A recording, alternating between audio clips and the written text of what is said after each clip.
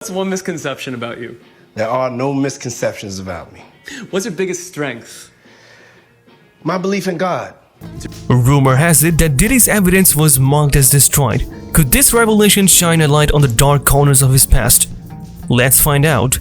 Sean Diddy Combs and his legal battles trace back to a tragic event in 1991. At a charity basketball game and concert he promoted at the City College of New York, chaos ensued when too many tickets were sold, leading to overcrowding. This disastrous oversight resulted in a deadly rush, claiming 9 lives and injuring many others. This early incident in his career cast a long shadow, pointing to serious issues with crowd control and security management. Diddy was squarely blamed for the catastrophe, criticized heavily for not enhancing security measures. The consequences of this event struck around, leading to lawsuits that he eventually resolved in 2000. But that was just the beginning of his legal entanglements. Fast forward to 1995, the bond between Diddy and Suge Knight, head of Death Row Records, disintegrated, setting the stage for a notorious feud between their labels. The tension reached a boiling point at a club in Atlanta during Jermaine Dupri's birthday celebration. A violent altercation resulted in the death of a member of Death Row, with reports suggesting Diddy's companion was involved. In the same year, Diddy faced accusations from a limo driver who alleged that Diddy's bodyguards had assaulted him during a Mary J. Blige concert. The driver won the case by default, adding another layer to Diddy's complicated legal history. His controversial moments continued, notably in 1998 when he clashed with music executive Steve Stout over NAS's Hate Me Now music video.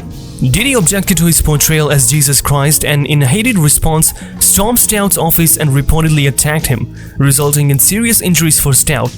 This altercation ended with Diddy settling the assault charges for $500,000. Diddy's troubles weren't confined to physical altercations. In 1999, he was arrested following a shooting at a New York City club.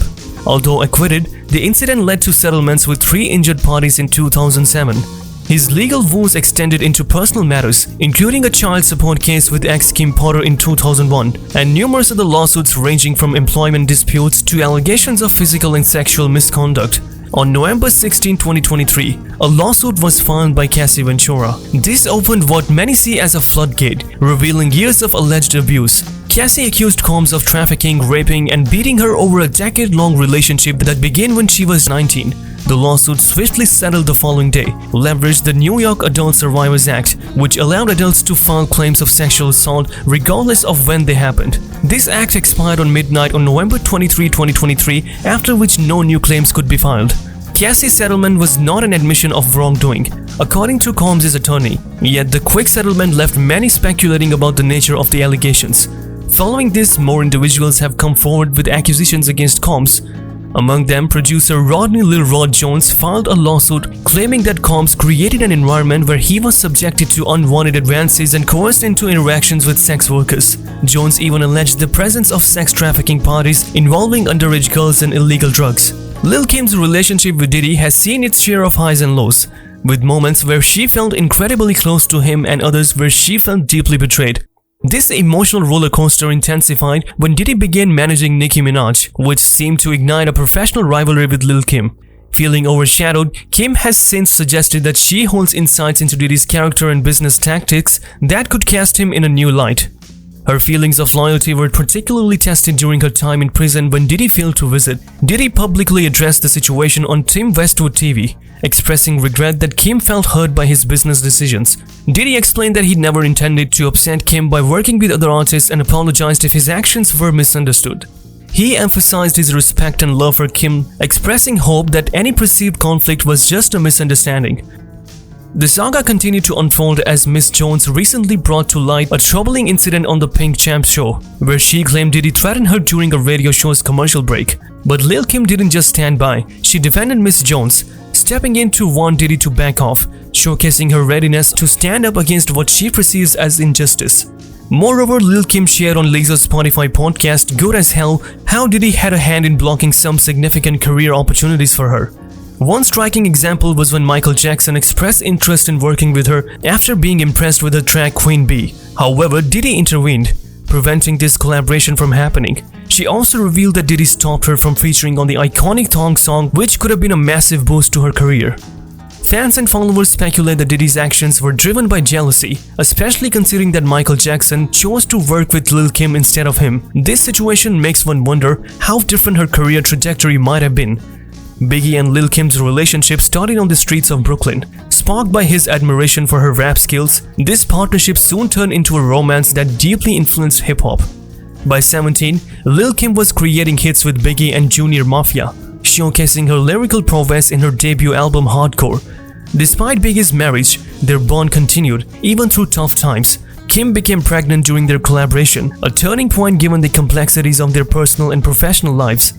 The relationship had its dark moments too, like when Biggie pulled a gun on Kim in the studio, a story she confirmed years later. Their connection was more than just music, it was a mix of love, creativity and struggle. Then there is Diddy, who seemed to have left Kim out to dry during her legal troubles.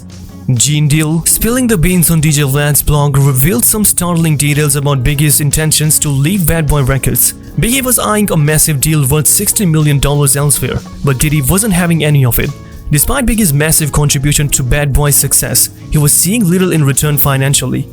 Gene even peaked at Biggie's contract, and the terms were far from fair. Diddy was reaping the benefits while Biggie struggled. Some even wonder if Diddy might have had a role in the tragic events that unfolded around Biggie's death. Although no direct accusations can be made, whispers in the industry suggest Diddy knew more about the shooting than he let on.